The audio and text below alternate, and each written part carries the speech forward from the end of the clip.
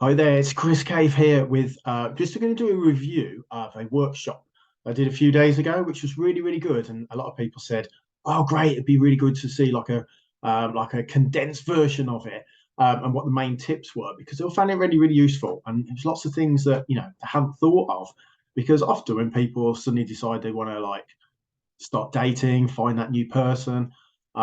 They just think that they're going to find them behind the sofa or behind the curtains or down the pub. And it doesn't happen that way. It does sometimes a bit, but sometimes, often, it's not going to happen like that. And when I work with my clients, one of the first things we do is work out what the avatar is of your soulmate, the person that you want to meet. There's no point just saying, "Well, I just want to meet a man over 40," or "I want to meet a lady over 50." Doesn't really help, does it? If you put that on a dating site, you're going to get lots of strange messages and the wrong type of people. So it is really important to know who you're looking for and what their values are, what their hobbies, what their situation is, and then what yours is and how you feel about yourself and all those sort of things. So we did this really good workshop, and everyone loved it. So I'm just going to give you a few of the main like nuggets. So first of all, we're going to work on the avatar. So as I said, you don't just want to meet anybody.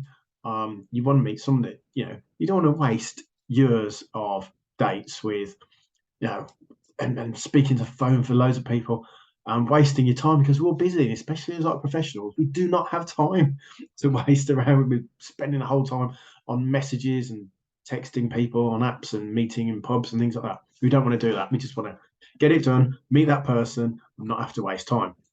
So first thing you need to do is work out your avatar. So what age are they? What's their situation? Do they have kids? Do they have young kids? Do they have no kids? Do they have grown-up kids that have left the nest? Do they smoke? Do they not smoke? That's a really key one. Do they like exercise? Do they not like exercise? People always think, well, what does that matter? Trust me, it does. When I've been on dating sites before, I always put in there that I teach classes in a gym for a hobby, and I enjoy fitness and keeping fit and eating healthy, because I don't want them to waste their time on somebody if they just want to sit in front of the telly every night, eating popcorn and drinking wine. If I'm going to the gym, and vice versa.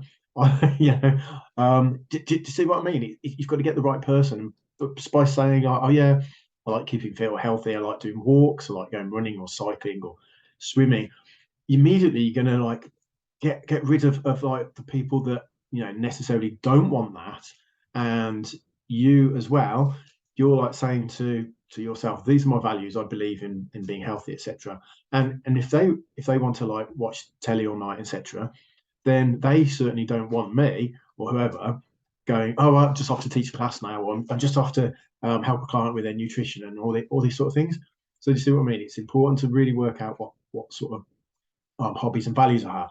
Now, a lot of guys, I don't know why they do it, have a picture on their profile of them holding a fish. Now, guys, that's fair enough if you want to meet a lady who's into fishing, yeah, who might be impressed with the size of the fish you've caught. But most women, I'd say 95% of women, not going to be impressed with that picture of you holding a fish. Again, the same with men that are standing next to their car, like they're really pleased with their car, they've got a flashy car.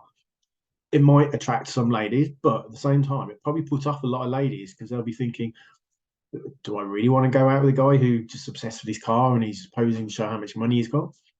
So you have to be really, really clever, and you have to, really know what you want, and then put things on your profile that says who you are. Yeah.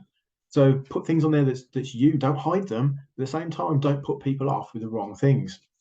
So another one, guys especially, put a picture, profile picture of them with their mates getting drunk in the pub, and you don't even know which one's them. You could take potluck. It could be the one in the middle, but it could be either of them. And you think, "Oh, he's nice," and then when you actually meet him, you go, "Oh no, it's your mate that I fancied."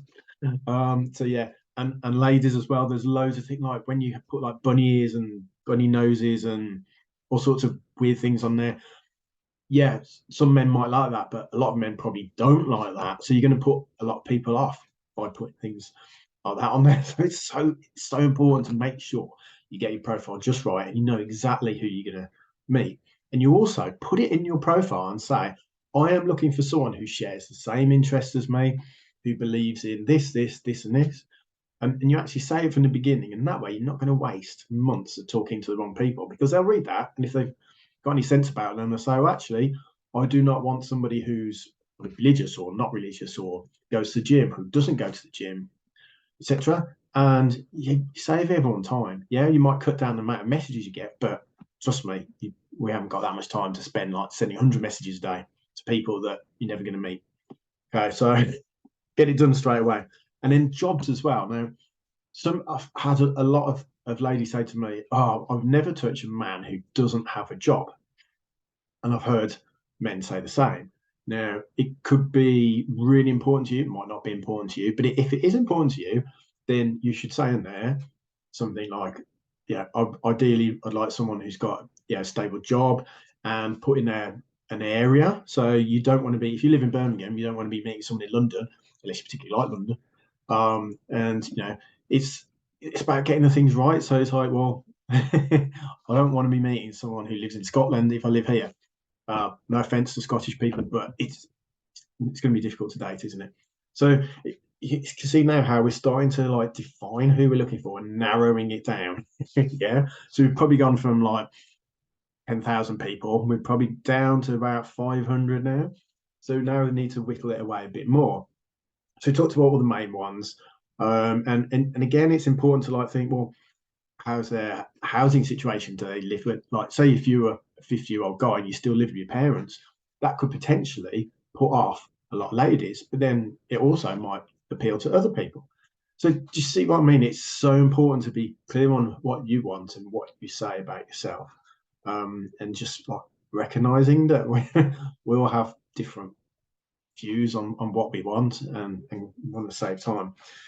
So it's really important to know that and know what you're looking for and be, not waste time on it. Say, right, this person is not suitable straight away. So I'm not going to waste time with that. Whereas this person looks really good. I'm going to concentrate on that and look for their hobbies. What do you like about them? What have you got in common? I think, well, actually, they've got a lot in common. They live near me. They've got a similar job. They've got a car. They've got kids, same age as mine. Um, could potentially work out. Whereas there's like 90% that you could get rid of straight away. Okay, so hope that makes sense. And often are we even ready to be dating? A lot of the time, people have just broken up from a relationship, and if they've been married for 30 years, and a few weeks or months later they decide to go dating, and they haven't a clue what they're looking for, you're going to come across a lot of problems. It's like, how do I even start dating? Where do I find this person?